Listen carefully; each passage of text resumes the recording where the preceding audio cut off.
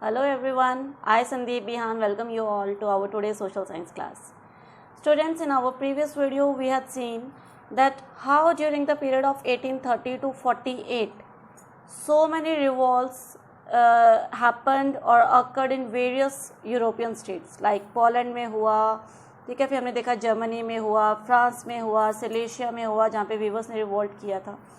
No doubt that those were suppressed by the conservatives, but that was somewhere a beginning of the failing of nation state. एक चीज़ मैं आप लोगों को clear करना चाहती हूँ बेटा कि यहाँ पर डेमोक्रेसी लाने की बात नहीं हो रही, यहाँ पर सिर्फ देश को जोड़कर एक देश बनाने की बात हो रही है.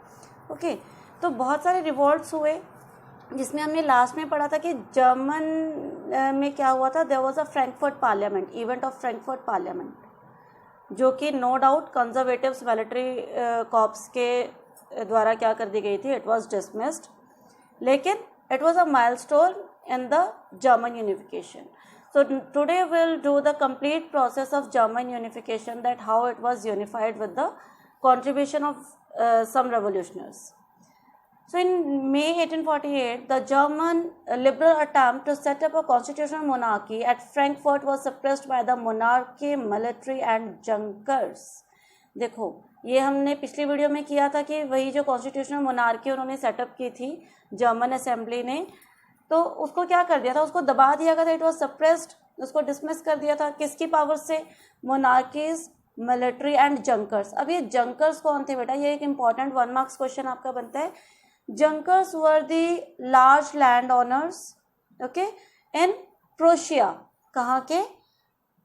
प्रोशिया के. ओके, तो those were called the junkers. जब ये एक फेलियर सामने आया तो उस समय कुछ important leaders in Prussia they decided to take over the charge or the responsibility to unify German, जिसमें कि जो सबसे मेन थे, he was the chief minister of Prussia, that is Otto von Bismarck. okay, इन्होंने जो है सबसे important role play किया in the German unification. He planned the unification with the help of Prussian army and bureaucracy. तो वहाँ के military plus वहाँ के कुछ इंपॉर्टेंट लीडर्स के साथ मिलकर जो है इन्होंने सारी प्लानिंग की कि कैसे they will help the Germany to unify the nation और to make it a nation state. और इसी प्लानिंग के कारण, देखो, ये वॉज अ प्लानर, प्लानिंग की थी उन्होंने. तो प्लानर को हम क्या बोलते हैं अगर हम लोग एक ग्रामेटिकल वे में बात करें तो ही इज एन आर्किटेक्ट. इसी कारण से जो ऑटो वन बिस्मार्क हैं, आप यहाँ पिक्चर में देख सकते हैं, he is known as the architect of German unification because सारी प्लानिंग जो है इन्होंने ही की थी. अब इन्होंने किया क्या था उसके बारे में हम देखते हैं. He conducted 3 wars with France, Austria and Denmark. देखो, ये तीनों जो है नेबरिंग एरियाज थे कहीं ना कहीं जर्मनी के, जिन्होंने कि उसके ऊपर अपना कब्जा कर रखा था. तो इन्होंने तीनों ही स्टेट्स के साथ, यूरोपियन स्टेट्स के साथ क्या किए, 3 जो है मेन उन्होंने युद्ध लड़े जो कितने सालों तक चले, ओवर 7 years. देखो, इन्होंने 3 मेन युद्ध लड़े.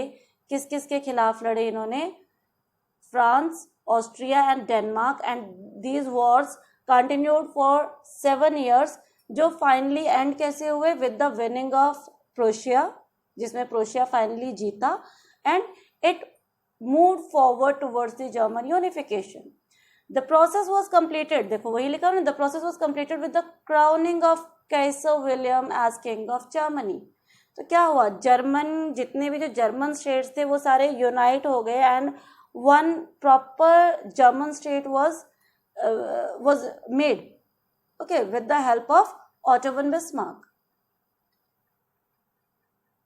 ये आप देख सकते हैं, here is a final map after the unified Germany, after the unification of Germany in 1871. तो जो उन्होंने तीन युद्ध लड़े, 3 युद्ध लड़ने के बाद 1871 में फाइनली क्या हुआ, जर्मन जो है एक प्रॉपर यूनिफाइड स्टेट बन गया. और उसका राजा किसको बनाया था? You can see in the image, he was Kaizer William. और काइजर विलियम थे कौन?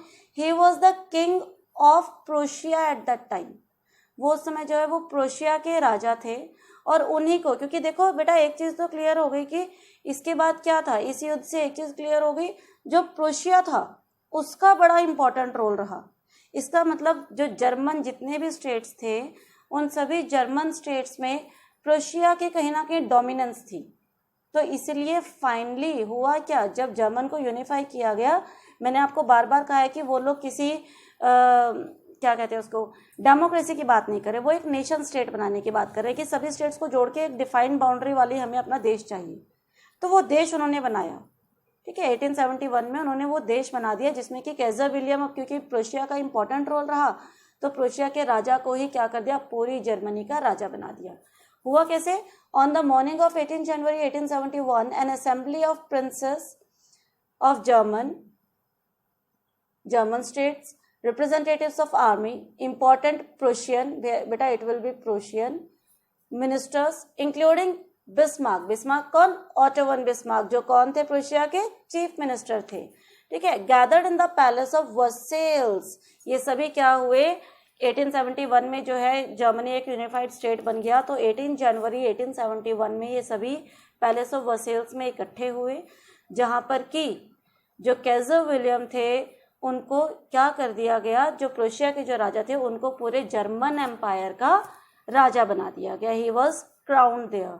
आप यहाँ पे जो इमेज देख सकते हैं, this image was painted at that time by a painter which was gifted, देखो आप यहाँ पे देख सकते हैं नीचे लिखा है, which was presented by the artist to Bismarck on the latest 70th birthday in 1885, जो कि 1885 में जब ऑटो वन बिस्मार्क का बर्थडे था, तो ये जो पेंटिंग उन्होंने उस सीन को जो कैप्चर किया था, when William one, Kaiser William one was crowned as a king और the emperor of German empire, तो उन्होंने इसको पूरा एक अपने उसमें पिक्चर में इन्होंने पेंट किया, and this was presented by him to the Bismarck on his 70th birthday.